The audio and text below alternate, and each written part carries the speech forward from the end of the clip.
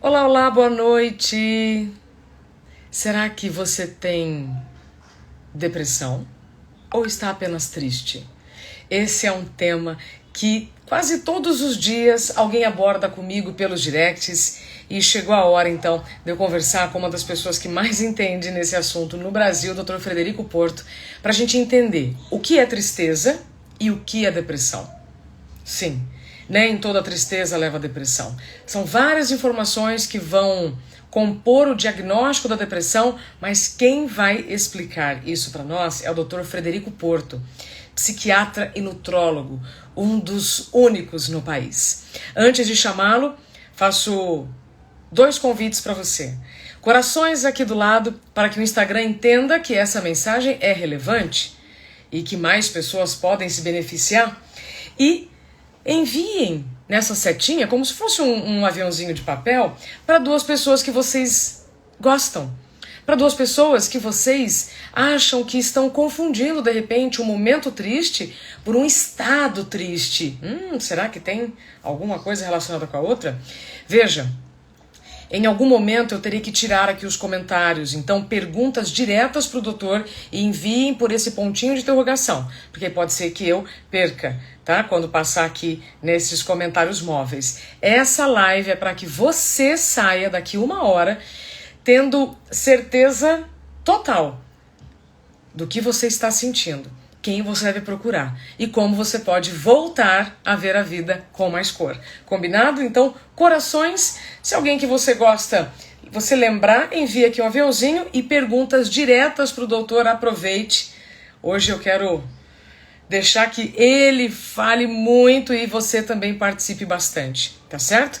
Já vou liberar aqui para o doutor Frederico Porto, São Paulo, Minas Gerais. E vamos começar. 7 horas, 2 minutos. Olá, Oi, doutor. e aí, tudo bem? Tudo ótimo, e você? Eu estou bem, e você? São Paulo, 40 graus, um bafo. É mesmo? Não, É. até que aqui, não, até que Belo Horizonte está amanheceu um dia muito bonito, teve uma chuva, refrescou. Belo Horizonte tem um clima muito bom, né? Apesar de ser mais quente do que era há alguns anos atrás, né? Sim, sim. Olha a Alexandra já dizendo, super adoro o doutor Frederico. Muito obrigado. Sempre um prazer. Tem duas pessoas que eu fiz mais live esse ano. Não, três. Sim. Resiliência Humana, com Robson Ah, Ramos, sim. né? Isso. O Mark Tawil, que é um jornalista, comunicador fantástico, e doutor Frederico. Acho que nós já estamos indo para a quarta, terceira, quarta ou quinta. Exatamente. Acho que é a terceira, acho que é a nossa terceira ou quarta. Só, Foi acho que o, foi o Eugênio Mussac, né, que nos apresentou, né? exatamente, grande Eugênio. É, isso mesmo. Doutor, que belo tema para nós encerrarmos, então, as nossas entrevistas desse ano, né? Eu ainda faço mais Isso. algumas semanas, mas eu me encaminho aqui para o final do ano com a Uhum. missão de querer amenizar um pouquinho, né, a dor. Porque a dor é É, eira e a tristeza também está querendo dizer alguma coisa, doutor? claro. Primeiro, a tristeza é uma das 5 emoções básicas, para começar, né? A primeira diferença é essa, que a tristeza é uma emoção básica. Quando eu digo básica, igual a pessoa assistiu em Divertidamente, né? Que eram 5 emoções. Alegria, tristeza, medo, raiva e nojo, né? Aqueles bonequinhos que ficavam dentro da cabeça da adolescente. E essas emoções, elas se misturam igual as cores, e aí nós teríamos milhares de possibilidades de estados, né, emocionais diferentes. Emoções, né, que muitas vezes, por exemplo, essas emoções são universais, mas você tem emoções, até animais vão ter raiva, etc. Agora, tem emoções que só o ser humano tem, os ciúmes, né, a inveja, isso só a gente que tem isso, né? É mais sofisticado, vamos dizer assim. E a gente vive numa sociedade muito curiosa, onde você parece que ter tristeza é um problema, né? Você não pode ficar triste, né? Eu costumo dizer porque nós recebemos um mundo muito leve das outras gerações, né? Tudo É fácil. verdade, é um mundo bom. Você vê, só para dar um exemplo, em 1960 você tinha 41% da humanidade abaixo da linha de pobreza, vivendo com menos de US$ 2 por ano. por dia. E hoje? Se você atualizar esse valor hoje do dólar, atualizando, hoje tem 9% da humanidade. Então é um mundo muito melhor, você entende? Então, diante de um mundo desse, a gente para e é como se a gente, né, a dor, por incrível que pareça, é um mundo mais leve, mas isso não significa que a gente está mais resiliente por causa disso. É o contrário. A gente às vezes não aceita que você vai ter tristezas na vida que faz parte da nossa existência, né? E claro, a prova disso é exatamente o outro lado, que são as pessoas com quadros depressivos, né? Que aí já é uma doença, com uma série de características, né? Então essa seria a diferenciação. No fundo, você pode dizer o seguinte, que a depressão é uma doença que é um estado, né, de humor deprimido, porque o humor é diferente da emoção. O humor é uma coisa mais de fundo, que fica com você. E a pessoa, aquilo interfere nas atividades dela, né, diárias. Você pode dizer que a depressão pode ser reativa, mas muitas vezes a depressão não tem nenhum motivo, ela aparece na vida de uma pessoa, e essa eu costumo dizer até pior, porque a pessoa fala assim, eu não tenho motivo. Quando tem um motivo, até que a gente se sente mais confortável, vamos dizer assim. A sem motivo é mais angustiante para os pacientes, né? Nossa Senhora, doutor, para tudo. 7-7. Vamos aprofundar um pouquinho mais. Vamos Você lá. diz que a depressão... Bom, depressão é uma doença relacionada Isso, ao ponto. É uma doença. ponto. Tristeza é uma emoção básica. É uma emoção básica, exatamente. Então, tristeza, emoção básica, depressão é uma doença. É uma Doutor, doença. disse que não preciso estar triste ou vivido um fato ruim para ter depressão? Como é que ela chega do nada? Então, então vamos assim, agora nós vamos, por exemplo, você pode ter quadros depressivos não reativos, ou seja, não tem nada na vida, né? A pessoa fala para mim assim, eu tenho um bom emprego, eu tenho um bom relacionamento, eu não tenho nenhum grande problema na vida e no instante eu me encontro depressivo. Você pode ter duas explicações aqui, eu entendo. É claro que nós podemos ter vazios existenciais. É como se eu te dissesse que tem um tipo de depressão que ela não é biológica. Você sabe que eu trabalho com a concepção integral do ser humano. Então, vou considerar que tem uma depressão que pertence à biologia mesmo, né? A pessoa pode ser geneticamente predisposta a ter um quadro depressivo. E essas pessoas é hereditário, isso. E essas pessoas respondem melhor ao medicamento. Mas tem uma pessoa que tem essa mesma queixa que eu descrevi, isso pode ser um vazio da existência, né? Porque a gente tem que ter um significado para a nossa existência. O ser humano ele é um eterno insatisfeito nesse sentido. Então, se ele não acha um motivo, um significado para o esforço que ele faz, né, na vida dele, ele pode ficar deprimido. Isso não é uma depressão necessariamente biológica. Ela pode ser uma depressão, vamos dizer assim, existencial. Ou seja, uma depressão quase no nível do espírito. Ela é mais sofisticada, né? Então ela vem sem nenhum motivo aparente, né? Ou ela vem para chamar a atenção daquele indivíduo, para ele refletir sobre a existência dele, como uma sabedoria da própria mente dele, ou ela pode ser uma depressão de fundo biológico. E essas, sim, são as depressões que respondem a medicamento. Porque isso, a gente sabe, né, cientificamente, que as depressões mais graves, elas respondem melhor a remédio. A depressão, quanto mais leve ela for, menos responde ao remédio. Provavelmente porque elas devem ser... essas mais graves têm mais um fundo, provavelmente, biológico, genético, do que as mais leves, que seriam muito mais circunstanciais, né? Nossa, mãe. E eu achando que eu sabia o que era depressão. Sem nada. Doutor, então a depressão ela tem um espectro, poderíamos Isso. assim, só para ilustrar o quê? De 0 a 100, de 0 a 1000? Isso. Tudo na psiquiatria é dividido em leve, moderado ou grave. É claro que isso aqui não é uma disciplina igual eu doso sua hemoglobina, seu colesterol, né? Mas é o seguinte, uma depressão grave é aquela depressão que interfere profundamente na vida da pessoa. Então, por exemplo, tem um sintoma que é esse. A pessoa tinha prazer de fazer algumas coisas, agora nem aquilo ela tem prazer de fazer mais, não é isso? Então, a mais grave, ela teria ideações suicidas, que esse é o grande problema do ponto de vista de saúde pública, né? O suicídio está entre a quinta e a sétima causa de morte no mundo moderno, a segunda causa é entre adolescentes. Nos Estados Unidos, pra você ter ideia, morrem por ano 10 mil pessoas assassinadas e 40 mil por suicídio. Tem mais gente se matando do que sendo morta nos Estados Unidos. Como pode, né? O país mais rico do mundo.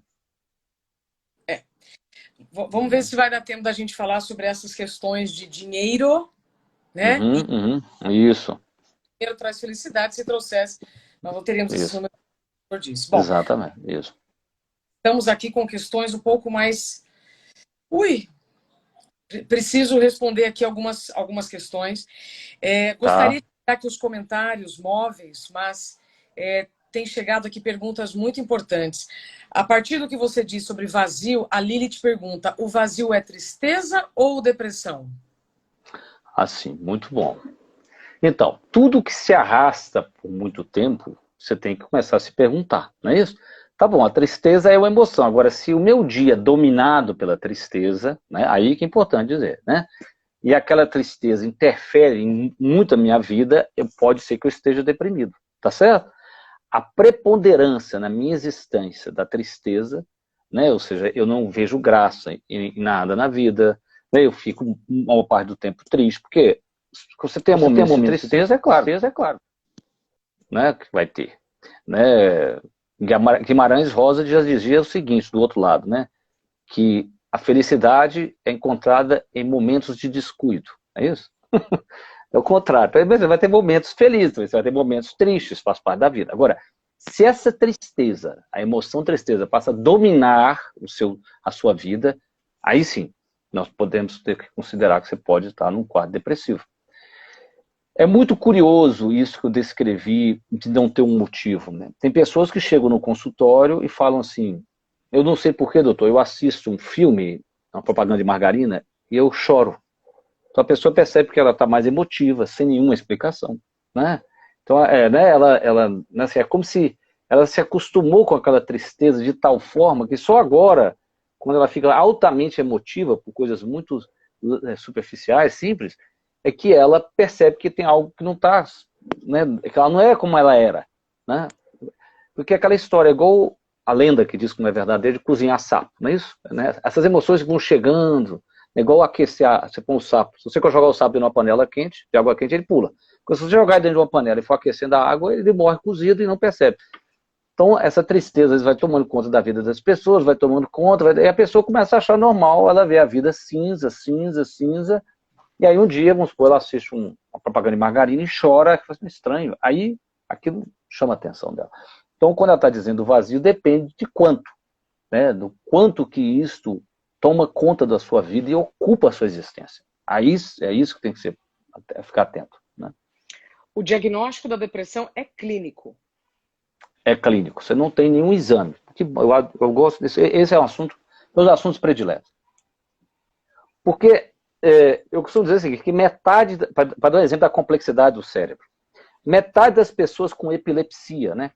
Uma doença talvez, né? Você vê o camarada ter uma convulsão, metade. De 40% a 50%, ou seja, quase metade. Tem um eletroencefalograma normal. Então, se eu fosse medicar uma pessoa com epilepsia pelo eletro dela, metade ficaria sem remédio quase, tá certo? Então, é clínico. Você vai falar assim, não, estou fazendo que eu vi, o meu colega teve aqui do lado, ele caiu no chão, ele tremeu, ele salivou, né? Aí ele demorou a voltar, falou assim, teve uma convulsão. Aí eu peço o eletro. Se o eletro deu normal, não interessa, ele vai ser medicado do mesmo jeito. Então, o diagnóstico, para a pessoa entender, ele é um diagnóstico clínico, fenomenológico. Você tem que descrever para mim o que você está sentindo. E aí eu vou te perguntar, como que isso impactou a sua vida? Eu não tenho um exame. Não adianta eu dosar a sua serotonina, ela pode estar completamente normal. Aliás, eu até brinco no caso da serotonina, se eu dosar e ela estiver baixa, e eu perguntar assim, Isabela, como é que está a vida? Você fala assim, está ótimo. Aí eu vou falar assim, não, eu vou te dar um Prozac para você tomar, porque ó, a sua serotonina está baixa. Não, você não tem que tomar nada, não é isso?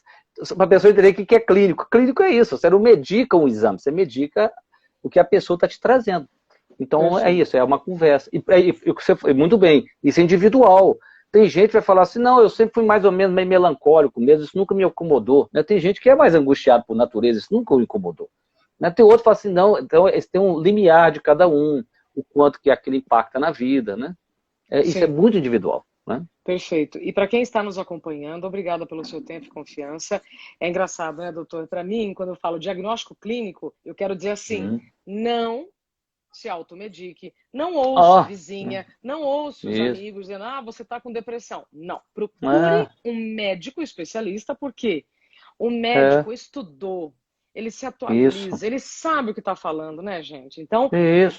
nós temos, infelizmente, nós, eu vou generalizar, não gosto de generalizar, mas nesse caso sim, Sim, sim. infelizmente nós temos o hábito de buscar o mais É. fácil, o mais curto, o que está do lado. E a mesma coisa que você quiser passar, por exemplo, uma costura por um engraxate. Sim, Não, cada um sim, faz uma coisa. sim, Então, o médico, sim, ele é o sim, responsável sim, para sim. cuidar da gente. Doutor, Isso. então, diagnóstico clínico é isso, gente. Vá ao médico. E não, Exatamente. não é só baseado em números, é comportamentos e sentimentos, certo, doutor? Exatamente. Não, eu posso te aplicar uma tabela, pode, né? Você vai marcar lá uma tabela de Hamilton.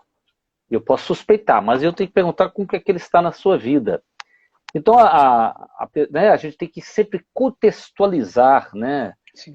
E isso é característica da doença psiquiátrica. Eu vou até a pessoa entender, culturalmente, é bem provável que um nível de tristeza, vamos dizer, de angústia, que a gente acha inaceitável hoje, se você andar 50 anos para trás, isso era muito natural. Não é verdade? É. Hoje a gente não aceita. Então, será que quantos de nós na sociedade hoje estão tomando remédio que há 50 anos, mesmo que tivesse o remédio, a gente não daria, porque aquilo era um nível, era aceitável, aquele nível de angústia, que a gente não, né, nesse mundo que a gente vive das mídias, né, que a pessoa olha, fala, não, o mundo né, da mídia social, né, só tira foto do momento bacana, né, como é que é? Todo mundo só vê as cachaças que eu bebo e não vê os tomos que eu tomo, né, então camaradas são, né, Perfeito. foto, tudo maravilhoso, então você acha que aquilo é que é a vida, não, aquilo não é a vida, né? Não, aquilo ali é a vida da tela. Mas, então Mas, a gente cria uma expectativa irreal da existência. Né? perfeito. Doutor, então, vamos lá. Depressão, eu vou repetir, é doença. Depressão é Doença. doença. Se Né? alguém tinha escrito aqui, não, depressão é um sintoma, gente, por isso. Não, Ouça depressão. quem estuda, É. né? Ouça Depressão tem quem. critérios, né? Para poder. Quando eu Pronto. falo assim, depressão, para que um americano me entenda, um japonês, um francês, um alemão, você tem critérios. Né? O psiquiatra tem um diagnóstico, tem um manual de diagnósticos estatísticos, que ele segue critérios. Não, ele não segue porque isso não é a ciência exata, mas você tem que preencher alguns critérios para ele justificar por que ele está te medicando. Né? É isso, né? Alteração de sono, alteração de apetite, alteração de sono mais comum é acordar Humor. no meio da madrugada, você acorda pior e vai melhorando no decorrer do dia, você já não tem prazer nas coisas que você tinha prazer antes. Então, é isso. Então, tem que preencher alguns sintomas, e aí sim, ele vai e medica. Agora, você Perfeito. falou uma coisa muito importante. Tudo que houve aqui é porque a doença psiquiátrica é a única doença que tem estigma. Eu acho uma coisa mais curiosa, eu costumo dizer. Porque eu também sou nutrólogo, né? Então vem na minha frente, por exemplo, um diabético tipo 2, que ficou diabético tipo 2 porque comeu demais, foi sedentário, tudo culpa dele, você não tem culpa de ninguém, é só dele, né? E o camarada ele não se sente culpado de ser diabético. Assim. Você dá o remédio, ele toma. Agora, a pessoa com depressão, ela carrega uma culpa de ficar deprimida. Ele, no fundo, às vezes, ela não tem a culpa nenhuma, tá certo?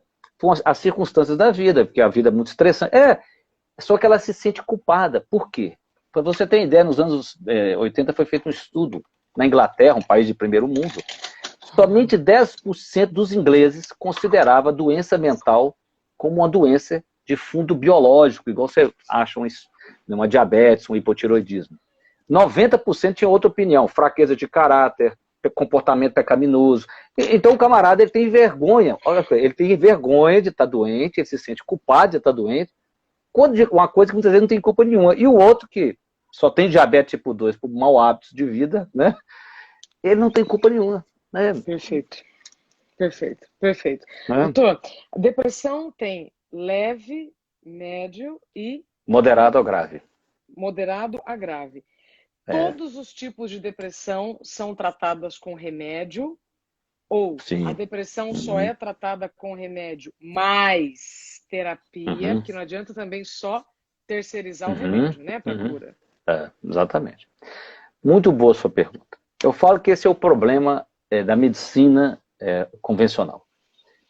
Na verdade, os diagnósticos eles são espectrais, né? Eles não são categóricos. A gente chama de diagnóstico dimensional. Né? Você pode ver isso na depressão, você pode ver isso no déficit de atenção. Se eu começo a falar aqui de déficit de atenção, a pessoa fala assim, eu tenho isso. Não, você tem dimensionalmente aqui. Você não tem a doença, entendeu? O problema é que aí, quando você vai abordar essa pessoa, muitas vezes você só tem como única ferramenta na mão, ou ela só quer usar aquela, dá o remédio. Então você acaba medicando a dimensão inteira. Quando você deveria, o remédio funciona mesmo, é para os quadros moderados ou graves. Entendeu? Ele funciona mesmo para aqui e para lá. E você falou muito bem. Né? Mesmo os casos moderados ou graves, o remédio mais a terapia é melhor do que só o remédio junto. A gente sabe hoje. E os quadros mais leves, provavelmente sem a terapia, o remédio vai valer muito pouco. E a gente sabe que vale muito pouco. Mas aí entra várias coisas. A pessoa não quer gerar mudanças na vida, a consulta dura 20 minutos, né? É isso, né? Dura 5 minutos no serviço público. Então tá bom, você leva um remédio para casa. Quando, na verdade, a eficácia dele é muito pequena. Então não é só, é uma culpa, se você perceber, do sistema em si, né? Eu não estou pondo a culpa só no médico ou só no paciente. Mas Sim. a gente tem que ter consciência de quando a gente está fazendo aquilo, que a gente está fazendo uma intervenção limitada. E nem sempre é ideal. Né? Porque ele deveria, como você fala assim, que tipo de psicoterapia? Nós sabemos hoje que meditação melhora o humor, melhora mesmo. Psicoterapia cognitivo-comportamental melhora, melhora mesmo. Né? Exercício físico melhora. Né? Você tem estudos com depressão leve e moderada que 30 minutos de exercício físico tem o mesmo resultado que remédio, até mais nesses casos. Então, mas a pessoa não quer fazer. Igual ela quer ser emagrecida, não é isso? Ela não quer emagrecer, ela também quer que você dê uma bala de prata e que Mágica. resolva mágica, né? Doutor, antes de eu abrir aqui as perguntas, temos mais de 15 já. Misericórdia. Sim, sim. Aliás, como eu posso entender se essa minha tristeza, ela é episódica, ou seja, ela é por uma circunstância, ou são fases? Então, por exemplo, um dia triste é diferente de uma semana triste. Muito diferente. Ou seja, alguém tinha perguntado aqui, só que eu tive que tirar os comentários para a gente não perder aqui a atenção na sua fala. Em que momento o cidadão pode ver a ponto de virada da tristeza, deve ser mais que tristeza, vou procurar um médico? Em que momento isso deve acontecer?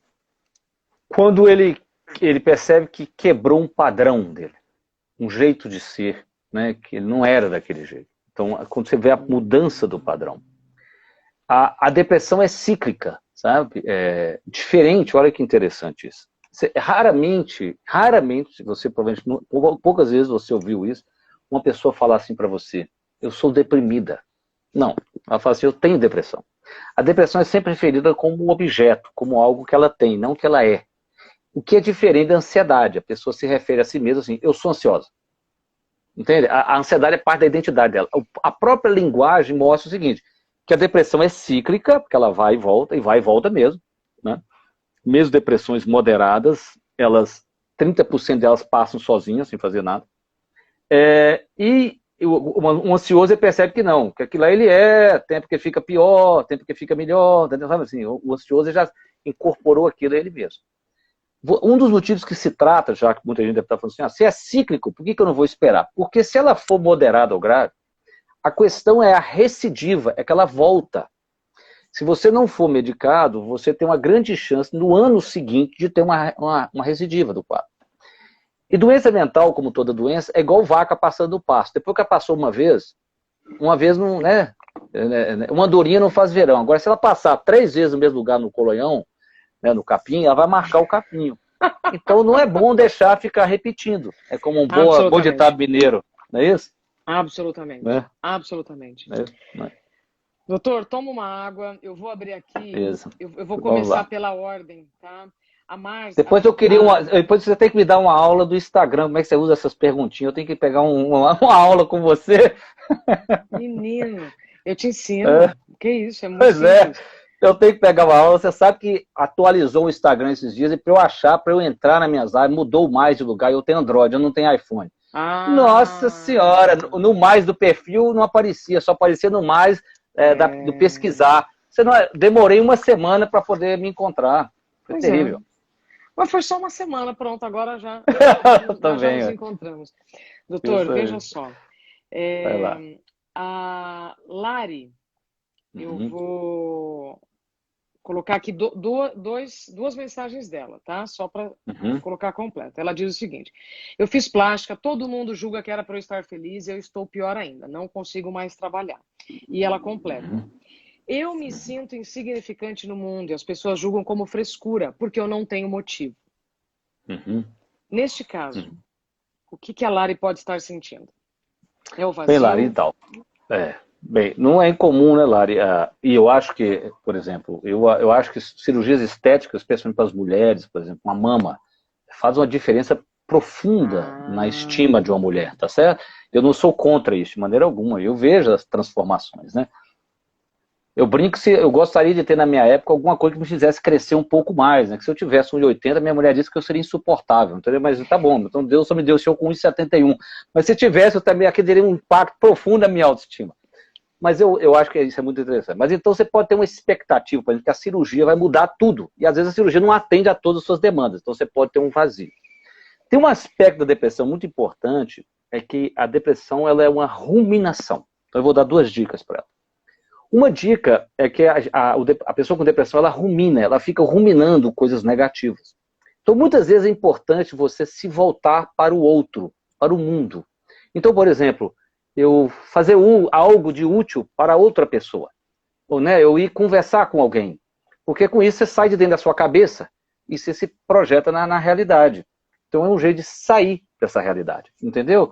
É se ligar ao outro. A outra coisa que eu sempre peço para meus pacientes para fazer é o seguinte: atentar para as emoções que você tem durante o dia. Porque a pessoa com depressão, ou com a tristeza duradoura, ela acha que ela está triste o tempo todo e ela não está. Ninguém fica estático. O nosso quadro, nós oscilamos o tempo todo. Como a gente não percebe isso tão bem, a gente começa a achar que a gente está estaticamente no mesmo padrão emocional.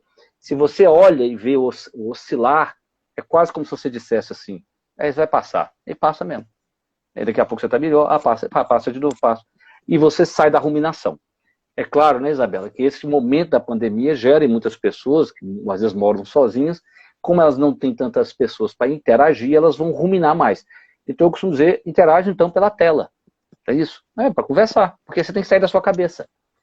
Passa também isso, por exemplo, para outra pessoa, alguém que está só, liga para ele. E quando a gente faz pelo outro, a gente sai de dentro da gente, entendeu? Nós todos temos problemas, é como se aquele problema meu, por um momento eu vou esquecer dele. E ao fazer pelo outro, isso nos faz muito bem. Mas em excesso também isso é ruim. Quando eu só quero ajudar os outros, também é uma forma de eu ignorar o que eu estou sentindo, não é? Isso é um dilema, exatamente. Então, dilemas são coisas na vida que não tem solução, só tem gestão. Isso. Então você tem que ter a autoestima e o amor próprio, é isso? A autoestima é quando eu me valorizo. O amor, quando você não tem amor próprio, é quando você se doa demais pro outro. Tá certo o que é? Você tem que cuidar de você, vamos dizer, o amor para explicar melhor, o amor por si e o amor pelo outro. Então isso é um equilíbrio contínuo. Vão ter pessoas, geralmente mulheres, que às vezes se dão demais para o outro, tá certo? Isso aí é algo muito mais presente da mulher, porque a mulher é mais relacional por natureza, por isso que ela é desenhada para ser mãe. Ela se preocupa com alguém além dela, no caso é o filho dela, por isso que ela é a mãe, né? E a doença, vamos dizer assim, yang, masculina, é o camarada que é egoísta, só preocupa com ele. Então, ao se deslocar para esse outro lugar, a gente equilibra essa dimensão que nos faz humanos, e você passa a você regula tanto a sua emoção internamente, como você faz uma coisa chamada corregulação. É quando eu regulo o meu estado emocional a partir da minha interação com outra pessoa. E isso é muito importante para nós. Então, pelo que eu entendi, você disse que quando eu estiver ruminando um sentimento e não estou chegando em lugar nenhum vamos dar uma observada, de repente eu posso ser útil para alguém, né? Ouvir, às vezes não precisa falar nada, né, gente? Só ouvir. É isso, doutor? Então, ao sair você interagir, sair do problema, você interagir com o outro, você vai parar de ruminar. Porque senão você entra num looping com seus pensamentos que vão ser negativos nesse momento, né? Porque o pensamento emerge do fundo do seu humor. Se você está com o humor deprimido, vai vir pensamentos depressivos. Então, com isso, você sai dali, você sai daquele lugar. Você quebra o ciclo vicioso no qual você está. Né? Perfeito. Olha que pergunta interessante do Misael. Podemos dizer que depressão não tem cura, já que ela vai e volta? Tem cura? Claro que ela tem cura. Sim, ela tem cura. As pessoas às vezes podem ter um episódio na vida e nunca mais ter outro, né? Isso, então ela tem cura. O que eu falei é que ela é cíclica. Então as depressões moderadas às graves, elas deveriam ser tratadas, né, Ismael? E quando você trata, você vai tomar um medicamento, por exemplo, 1 ano. Você fala, por que eu tenho que tomar 1 ano se eu já estou bem depois de 2 meses? É como se fosse uma ferida e ela tem que fechar completamente, senão ela fica fragilizada. E o grande segredo do medicamento é que ele vai impedir que você tenha outra recaída. Ao impedir isso, você faz com que não abra o caminho no capim, tá certo? Então, não necessariamente vai voltar, né? Não é verdade. Pode ser que volte por um outro episódio, por alguma outra Pode. origem, outra situação. Aí é Então, outra só para ele história. entender, estatisticamente. Então, vamos supor, voltou. Você tomou o remédio 1 ano, passou 3 anos da sua vida, veio de novo. Aí o médico fala assim, agora você vai tomar o remédio por 2 a 3 anos. Aí você parou, mais 3 anos, voltou de novo. Aí vai falar assim, agora você vai tomar o remédio por 5 anos. E aí as pessoas, e depende da gravidade do caso, né, Isabela? Claro, tem depressões gravíssimas, né? Tem pessoas que parar, tem ideações suicidas, por exemplo. Então são pessoas que às vezes o médico aconselha a nunca parar de tomar o remédio. E eu costumo dizer que quando você fala isso a uma pessoa com pressão alta, você não tem um problema. Mas a pessoa com depressão, ela tem um preconceito, né? É algo impressionante. E tem pessoas para quem o remédio tem efeitos assim. Eu não sou um médico, né, que medico com tanta facilidade, né? Eu costumo dizer, por exemplo, eu nunca tomei um remédio para dormir na vida. Então, mostra que eu não receito um remédio para dormir com tanta facilidade, porque eu nunca tomei, tá certo? Vou dando um exemplo. Por exemplo, esse final de semana eu tive que lidar com um paciente estável, bem, assim, demorou 1 ano para estabilizar e ele cismou que a gente tirar o remédio. Um quadro mais grave, entendeu? Então, você sabe por quê? Não está dando efeitos colaterais. E tem pessoas que, às vezes, o remédio faz tão bem, sem efeitos colaterais, e ainda assim a pessoa quer se livrar dele. Eu me lembro de um outro paciente que ele tomava o remédio, ele era uma pessoa muito medrosa. Assim. E a esposa me contava que mudava a personalidade, ele gerenciava a empresa melhor, ele tomava frente. Ele não é que ele ficava maniforme, ele mudava o jeito de ser. O negócio, se todo remédio fosse assim, nós não tínhamos problema. Mas não funciona assim. Mas nele era uma coisa. Mas ele queria parar de tomar o remédio de qualquer jeito. E aí aquilo piorava demais, aí ele não entrava num avião, ele se fosse viajar, ele tinha pensamento negativo, se os filhos fossem viajar, que ia ter um acidente, e aí ele ficava reclamando para ela, que criava uma tensão na relação. Então, assim, e ainda assim ele queria parar. Você fala, por quê? Era um preconceito com o medicamento.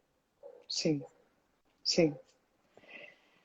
Doutor, tem tanta pergunta aqui, eu só vi tanta pergunta assim numa live com o Cortella. Eu estou aqui com um grande desafio tô honrado. Para poder separar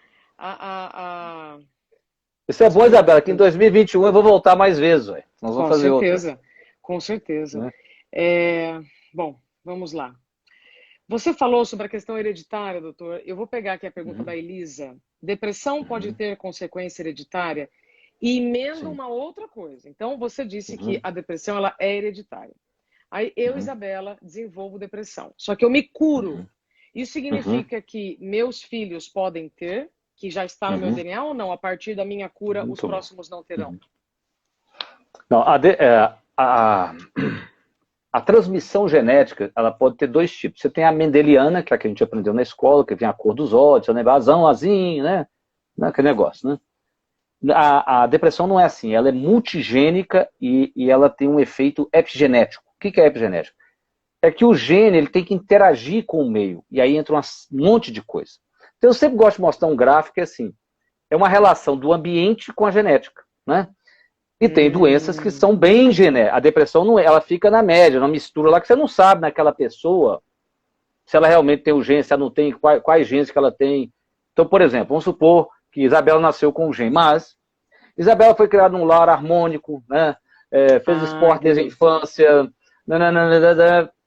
desenvolveu uma resiliência que bate e volta. A outra pessoa é igualzinho, tem o mesmo gene, mas nasceu num ambiente hostil, ficou lá na Síria no meio da guerra, né? Tinha uma mãe, um pai, uma mãe que sempre faz o melhor que pode, mas às vezes é uma tristeza. Sim. Mas pronto, aquela pessoa que ficou mais vulnerável.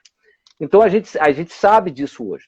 A doença mais transmitida geneticamente na psiquiatria é o transtorno bipolar. Esse você pode perguntar numa família que nunca vai ter um só. Vai ter uma tia, assim, a pessoa fala assim, a minha tia, É porque é uma doença que tem uma gravidade, você vai achar na família, sempre acha. Ele nunca é sozinho, tá certo?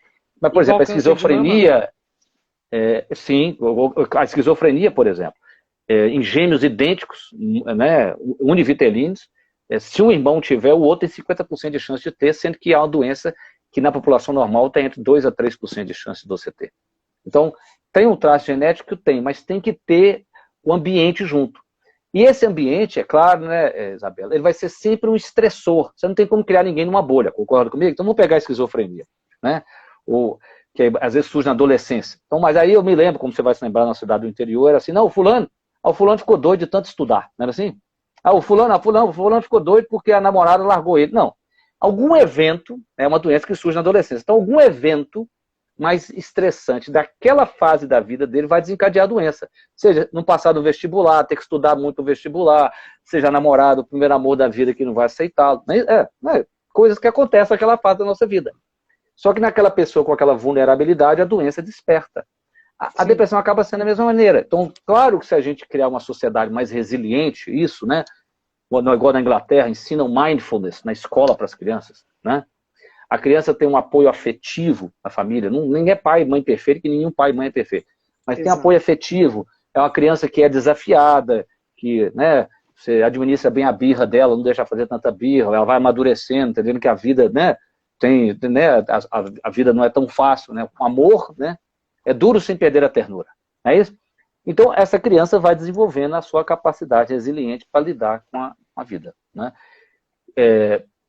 O que a gente entende, foi até capa da Times, eu não sei se você sabe disso, por que tem esse termo geração mi? Isso é mi, isso é eu. É o mi, foi uma capa da Times de uma geração altamente narcísica, né? Que ela, e pode ser uma das explicações da depressão, que ela acha que o mundo tem que adaptar ela. Então, quando eu espero que o mundo tem que adaptar a mim, o mundo não faz isso, eu não acho que eu tenho que adaptar o mundo, então eu faço uma birra, eu fico deprimido, quando na verdade eu tinha que me adaptar ao mundo. Né? Então, o transtorno de personalidade narcísica, ele é o transtorno de personalidade dos que mais aumentou nos últimos 15, 20 anos, por isso. E ele talvez tenha favorecido. Então, eu sou narcísico, eu abro o Instagram, o meu colega está lá, né? Como diz a minha filha, eu gosto de contar essa história, que ela ia para a academia, tinha 2 jovens, grandes empreendedores que faziam dropshipping, iam de Mercedes, com 19 anos, e empreendedores.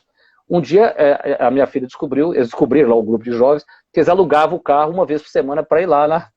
Então não era verdade, entendeu? Não era verdade, aquilo não tinha nada, não tinha nada de verdade. Mas então, aí você se compara, né? Narcísico, se compara, fala, não estou lá ainda, deprimido, porque fica um gap imenso, onde eu estou? Eu sou um mero estudante, o outro lá é um dropshipper, andando de Mercedes já, né? Da tela, então isso vai gerando, as pessoas adoecem. Né? Uma geração que fica adoecida. Né? Entendi. Agora, doutor, eu vou trazer aqui uma outra questão a partir da sua resposta. Já eu volto para as perguntas aqui, tá, gente? Sim. O mundo se adapta a você ou você se adapta ao mundo? Considerando aqui no Brasil, vou levar agora para o ambiente profissional, tá? Que acaba causando muita depressão, muita tristeza. Muita tristeza e pode causar depressão. Especialmente porque às vezes os combinados não são cumpridos, uma coisa que né, vai acontecer não acontece. Pá. Então, assim, como é que eu vou saber o limite entre já me adaptei, fiz o melhor que eu pude nesse ambiente. Então eu não tenho mais de que me adaptar, eu tenho que sair desse ambiente, porque esperar que o ambiente mude, isso não vai acontecer. Sim. Como é que faz? Eu concordo com você que o trabalho, né, e você sabe que isso é uma grande preocupação das empresas hoje, porque a depressão já é a maior causa de perda de dias produtivos no mundo, ela já é. E eu sempre gosto, né, nós já falamos isso aqui, o dia que o diagnóstico, né, do burnout estiver lá no CID 2022, não é isso? Né? Não é 2021 ou 2022? É 2022, eu acho que é 21, 22, né? Vai sair. Aquilo vai ter um impacto porque as empresas passarão a ser responsáveis também pela saúde psíquica de seus funcionários. Porque aí você está dizendo, se você cria um ambiente hostil desse, onde não é que só que eu acordo, é o seguinte, você se doa, atingiu a meta. Você fala, aí agora a gente dobra a meta. Não é isso? Aí dobra de novo. Aí dobra de novo. Que hora que esse troço acaba? Né? Aí se sente, chama-se desamparo aprendido. Você corre, tá enxugando gelo. Porque você nunca Então, é exatamente isso que vai ter que mudar, na minha visão. Então, isso é um ambiente, nós estamos falando da hostilidade, que muitas vezes, por mais que eu desenvolva minha capacidade resiliente, por mais que não me dá tempo de desenvolver minha resiliência, porque a resiliência só existe se eu puder descansar para me recuperar. Como eu não tenho tempo, eu vou ficar, na verdade, cada vez mais fragilizado. Né? Isso é a hostilidade. Nós estamos dando esse exemplo. Então, eu não tenho dúvida, né? Tem um professor da Universidade de Stanford, né? Que o livro dele chama-se Dying for Paycheck, morrendo por um contra-cheque. Onde ele conta que ele teve um... Né? Você tem ele, não tem? Tem, tá Belo aqui. livro, né? O Pfeiffer, né? O sobrenome é Pfeiffer. Né? Pfeiffer. Todos os livros dele são bons. Poder, né? Porque alguns têm e outros não. Ele é um cara que vende pouco porque ele fala a todas as verdades. Você conta que ele veio de Davos certa vez. Quando ele viu o impacto do estresse nas doenças crônicas no mundo, ele teve um insight, falou assim, o lugar que mais gera estresse crônico é no trabalho. O trabalho tem que ser responsável por isso. Né? Então ele traz essa discussão, né, para dentro das empresas, né, especialmente ali no Vale do Silício, na costa oeste americana. E eu acho que é isso que você está dizendo. Esse pode ser o ambiente. Né? Ou seja, talvez a pessoa ia passar sem ter nenhum quadro depressivo na vida. Ela dentro de um ambiente, uma cultura hostil, né, corporativa, ela adoece. Adoece mesmo, esse exemplo. Despertou o gen estava quietinho lá. Né? Aí ele foi desperto pela hostilidade do ambiente. É isso. O que é hostilidade? Excesso de cortisol, falta de sono, se alimentando mal, porque não dá tempo de comer direito, não tem tempo para fazer ginástica. É isso, não consegue interagir efetivamente com as pessoas mais íntimas, não consegue ver o filho. Né? Então vai. Ausência isso de si mesmo. Ausência Doutor, de si mesmo. Você disse, para a resiliência, você precisa ter tempo de descansar para se adaptar? É isso? Sim. Eu sempre gosto desse exemplo, que é do lutador de Muay Thai. Você lembra, né, do exemplo que eu gosto de dar? Né? O lutador de Muay Thai é o seguinte. Uma vez eu assisti um especial que o camarada dava um chute, ele era um lutador de Muay Thai, e uma das cenas ele dava um chute num taco de beisebol, era um documentário. E ele atravessava o taco, ele quebrava o taco de beisebol na canela.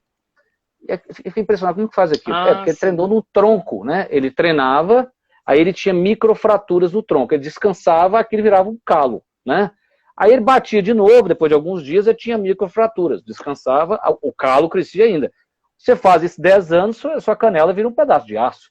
Agora, se ele não descansar, acontece o que aconteceu com o Anderson Silva naquela luta. E o Anderson Silva é um lutador de Muay Thai. Ou seja, a resiliência só existe se houver descanso. Né? Tem que ter recuperação. Se você não houver recuperação, você não consegue aumentar a força. Você tem um colapso. E é isso que nós estamos falando, de um ambiente tão hostil que não permite o descansar, as pessoas colapsam. Né? Elas entram em colapso. Doutor, eu estou um pouco chocada, eu sou muito transparente, né? Por isso que eu não sei se eu ainda vou caber nos modelos tradicionais de jornalismo, porque eu falei disso o ano inteiro. Resiliência não é apelação, todos os problemas começam com a falta de autocuidado, falta de sono. E agora você conseguiu ligar Lé com Cré. Prestem muita atenção, vocês estão nos acompanhando. Muito ouvimos sobre resiliência. Você precisa ser resiliente. Como é que você vai ser resiliente se você não está se incluindo na própria agenda, não está descansando, não acha digno dormir? Então, a conta não fecha. A conta não fecha. Uau, doutor, nós vamos falar sobre isso. Que dormir é perda de tempo. Perda de tempo, não é isso. Eu ouvi isso muito. Você também, a minha geração, eu ouvi isso muito. Era perda de tempo. Né? Então, mas hoje o meu trabalho, né, doutor, todos os dias, que a prevenção do burnout é isso. Eu digo que se me dessem os últimos 5 segundos da minha vida, para falar o último ensinamento que eu gostaria de compartilhar seria: durma. Exatamente. As pessoas estão cansadas, né? Estão cansadas, né? Elas estão muito cansadas. Isso é muito nítido. Eu me lembro de uma paciente muito engraçada, ela falando para mim, e uma das questões do cansaço é que, por exemplo, no sexo feminino, a primeira coisa que some é a libido, né? Porque o cansaço é o estresse e como a gravidez para a mulher tem um custo muito maior que para o homem, vamos voltar lá na savana africana, quando estava estressado não é hora de engravidar, então a libido dela cai. Então eu me lembro da minha cliente brincar que ela só queria era dormir. E o marido quer fazer amor, ela fala assim, eu só quero dormir. Entendeu? Cansada. Só quer dormir. Só quer dormir. Ela tá cansada. Inclusive, nós já fizemos, né, doutor? Para quem está aqui nos acompanhando e perdeu, nós já fizemos essa live. É tristeza ou é cansaço? Que muita gente acha que está triste, mas na verdade está cansado. não é? Cansado. Fizemos essa.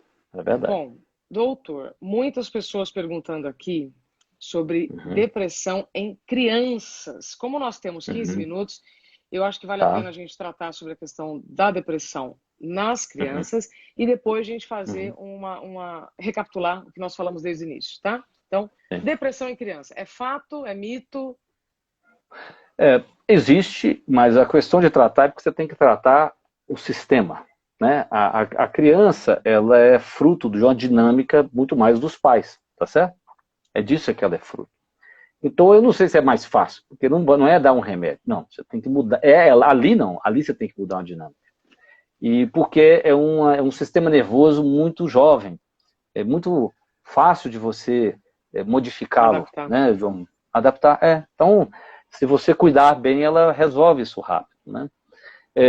Eu costumo dizer que, essa é a minha defesa agora, hoje à noite, às 8 horas, nós vamos fazer uma live inspirado, eu não sei se você leu, se não leu, leia Notas sobre a Pandemia, são os artigos do Yuval Harari, espetacular. Sabe? Onde está, doutor? E só tem em português, olha que impressionante, não tem em inglês, mas Notas sobre a Pandemia, eu vou falar sobre o livro dele e sobre o livro do Mohan, que também é falando sobre a pandemia, você compra na Amazon, e eu vou fazer uma live hoje sobre a pandemia falando desses aspectos.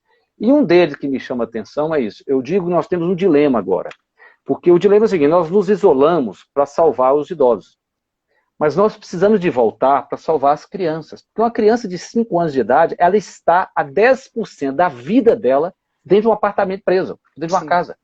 É sim. como se eu, com 51, ficasse 5 anos dentro de casa.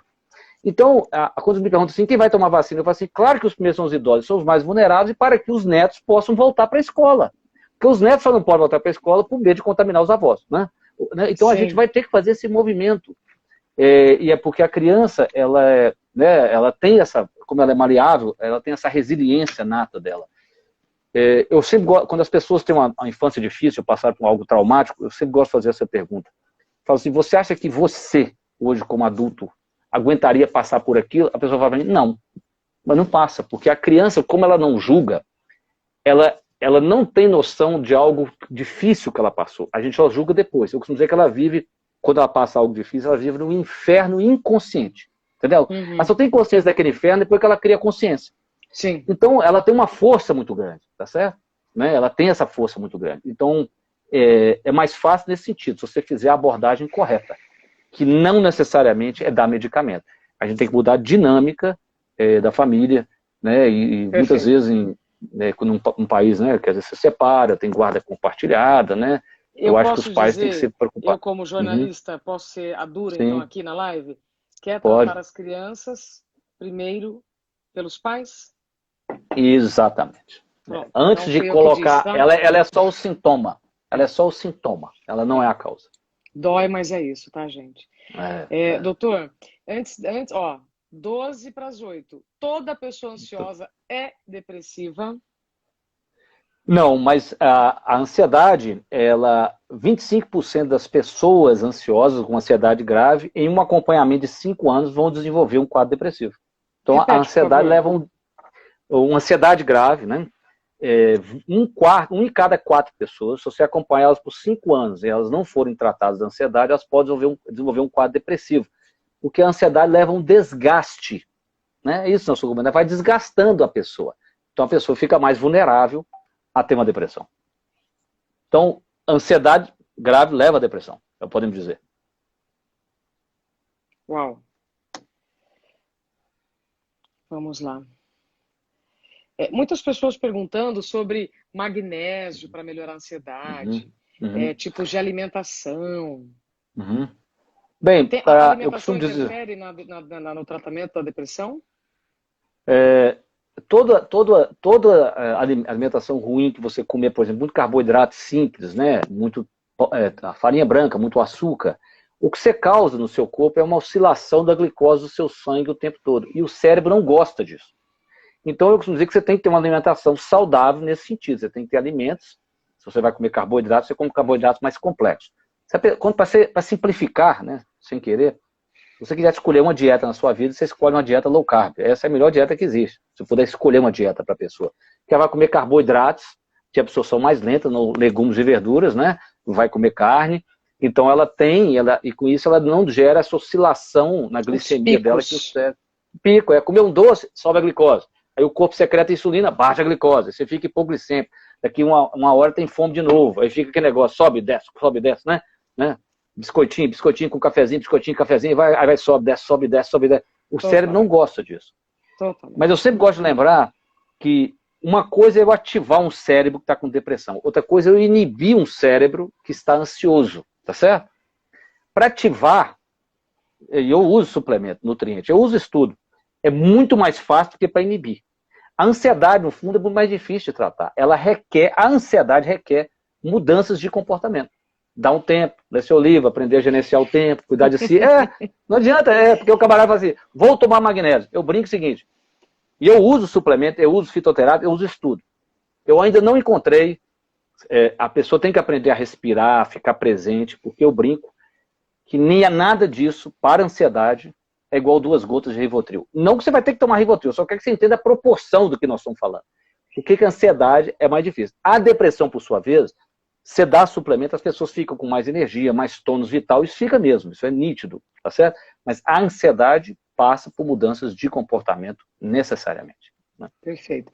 Olha, o melhor remédio para depressão, enxaqueca, ansiedade é a informação correta. Esse é o melhor remédio. Né? E como nós falamos desde o início, o diagnóstico é clínico. Isso. Não é a vizinha, não é o seu companheiro, né? Que, não é quem convive na sua casa vai dizer, acho que você está depressivo, hein? E tal. Bom, então, recomendo que você procure a ajuda de um especialista. O Dr. Frederico Porto é psiquiatra e nutrólogo, um dos pouquíssimos do Brasil que associa né, as duas mentes, na verdade, a mente que está aqui e a mente que está no estômago. Né? Exatamente, isso. Titulado nas duas especialidades. Pronto, e um detalhe importante que você falou. O remédio demora alguns dias para fazer efeito, né, Isabel? Não adianta aquela coisa assim, faça, minha vizinha me deu uma fluoxetina para eu tomar. Então, não é isso. O medicamento ele tem a dose correta, por um tempo correto. Né? Sim. Estou falando isso com muito carinho, gente. Porque eu sei que a gente adora, né? Nossa, toma isso aqui que você vai ficar assim. Toma isso aqui que você vai ficar assado. Mas nossos corpos são absolutamente diferentes. Então, vamos lá. A carinha de triste é a mesma, né? Olhinho para baixo, boca para cá. Mas o que está por trás dessa carinha triste é totalmente diferente de uma pessoa para outra. Doutor, últimos 6 minutos. Então, vamos lá. Para quem está chegando agora. Tristeza é depressão? Não. Tristeza é uma emoção e faz parte da nossa vida. Depressão é uma doença. Pronto. Então, você sempre tem que se perguntar, as pessoas se cobrando, que elas não podem ficar tristes. Nunca podemos esquecer, né, que provavelmente as canções mais bonitas, os poemas mais belos, não foram feitos num estado meio melancólico, não é isso, né? E não é só a música sertaneja do Chifre, não. Né, assim, né, elas foram compostas, o indivíduo teve que experimentar alguma dor para poder extrair aquilo dele, se inspirar. Então, ter tristeza faz parte da vida. Agora, se isso tomou a sua existência há muito tempo, você não tem prazer nas coisas que te davam prazer mais. Então, por exemplo, eu gosto de aprender, gosto de ler. Se eu não consigo fazer isso mais porque eu estou triste, aí sim você tem que buscar uma ajuda profissional para ver o seu diagnóstico. Né? Perfeito. Doutor, então, as dores são emoções. Aliás, perdão, as dores são mensageiras. O que é a tristeza? O que o vazio pode estar querendo te dizer? O vazio, porque todo ser humano, nós temos que ter um significado para a nossa existência. Né? Algo que o Viktor Frankl, né, que ficou em Auschwitz durante 3 anos, e criou uma linha de terapia chamada logoterapia, que é a terapia do sentido. Ele dizia o seguinte, que o ser humano não busca uma vida sem tensões, não. Ele busca um significado para o esforço que ele está fazendo. E a gente só acha esse significado quando a gente faz algo para o outro, não é só para a gente. Entende? Então, o estado ideal é quando eu entendo como eu contribuo com o meu talento, aquilo que eu faço bem, que eu gosto de fazer. Né? Aristóteles dizia isso. Aquilo que você faz bem, que você gosta de fazer, se você receber por isso, você teria um estado de alegria. Que vamos dizer assim, vou simplificando, seria o eudaimonia em grego. essa felicidade mais complexa, que não é só um hedonismo, né, do prazer, que você tem que tomar um vinho, que tem que tomar de vez em quando, comer um chocolate, claro, mas, né, aquilo ali você se adapta. Isso, então, todos nós temos que buscar isso na vida. Isso é uma análise biográfica, né, de onde eu vim, quais são os meus talentos, não é isso, né? Você é um exemplo, né? Ou seja, você tem todos os talentos, você continua sendo jornalista, fazendo outra coisa, né?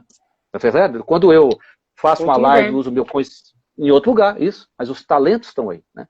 Quando eu faço aqui, eu continuo como médico, né? Eu estou dando, né, compartilhando meu conhecimento. Eu não deixei de ser médico. Eu estou honrando o que eu aprendi, o que eu adquiri, que é a minha biografia. Então, todos nós temos que parar em alguns momentos da vida para fazer essa análise, acertar a rota, né? Porque nós vamos ajustando. Deus escreve certo por linhas tortas. Então a gente tem que estar atento, orando e vigiando, ajustando a rota, sempre. Viu? Como eu falei, que seria incrível, né, você continuar, né, estar aqui conosco por essa hora com o Dr. Frederico. Dr. Frederico Porto, você tinha me sugerido, né, Isabela, vamos falar sobre depressão, e aí eu lhe provoquei, né, eu falei assim, então vamos falar a diferença entre tristeza e depressão, porque muita gente confunde. Você percebeu nesses últimos meses um aumento de tristeza, de depressão? Eu percebi assim, primeiro as pessoas tiveram alteração do sono. Aí elas ficaram ansiosas, né, na média, eu fiz no meu consultório. Agora elas estão ficando tristes, cansadas, aí agora elas estão ficando tristes. Mas se você pegar o ciclo de luto, a tristeza é isso. A tristeza é quando eu reconheço que o mundo mudou. Então aí eu tenho que ficar atento se eu realmente medico, não é isso? O impacto que aquela tristeza está tendo na vida, se ela está sendo realmente uma depressão, ou se aquilo é uma passagem, uma transição que ela está tendo para uma nova realidade que ela está aceitando. E aí é isso que você falou, é uma consulta, é uma arte, não é uma ciência mais, né? É da interação do profissional, né, com o seu cliente, e você vai entendê-lo e ver assim, nesse caso eu vou prescrever, né? Ou vou observar, ou vamos conversar, né? Perfeito, perfeito. Doutor Frederico, 1000 vezes obrigada pelo seu tempo. Confiança. Eu que agradeço.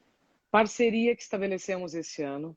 Eu espero que no ano que vem a gente possa continuar esse assunto, porque, de novo, o melhor remédio é a informação correta. E é verdade. Você fala e nós entendemos. Então, eu faço questão de manter este contato para que mais pessoas realmente busquem a informação correta, o profissional correto, e pare de ficar perdendo tempo, energia e saúde com bobagem. Isso, exatamente. Isso mesmo. Porque tem pessoas que estão sofrendo para mais de graça. E eu não tenho. Sofrendo de graça. Né?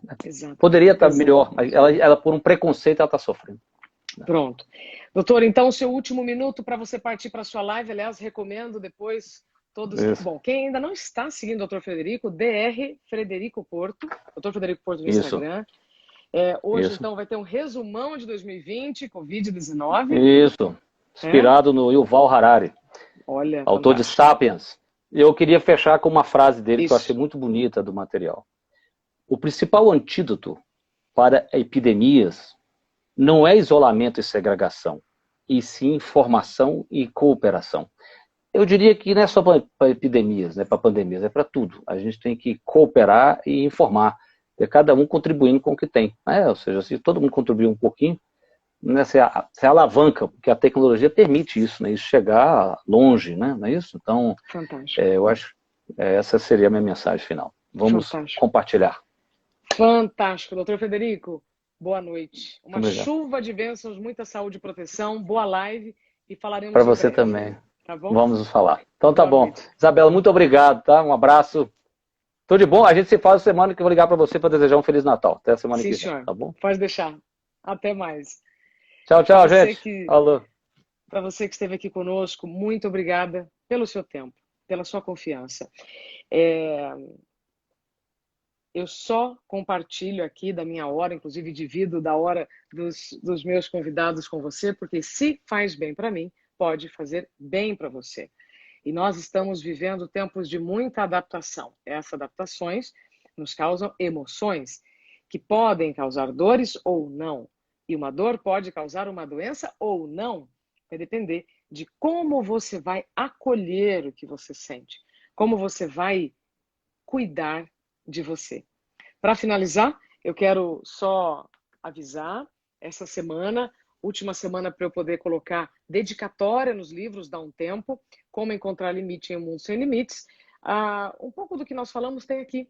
Eu entrevisto 150 pessoas que marcam o nosso tempo, Cortella, Karnal, Monja Cohen, Maestro João Carlos Martins, músicos, Lenine, cantando Paciência, e outras pessoas fantásticas, para a gente entender como nós podemos dar um tempo e realmente nos reencontrarmos no meio de tantas informações e estímulos. Então, se você está querendo dar um presente de aniversário, de Natal, amigo secreto, o livro é vendido em todos os sites, todos. Só colocar lá meu nome ou o título.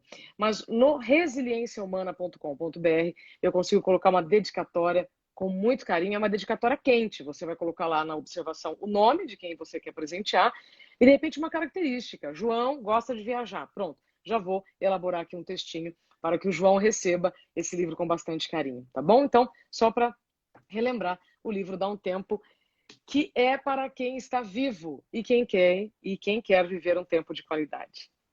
Muito obrigada pelo seu tempo e amanhã eu estou de volta, 9 da manhã, com Resiliência Humana.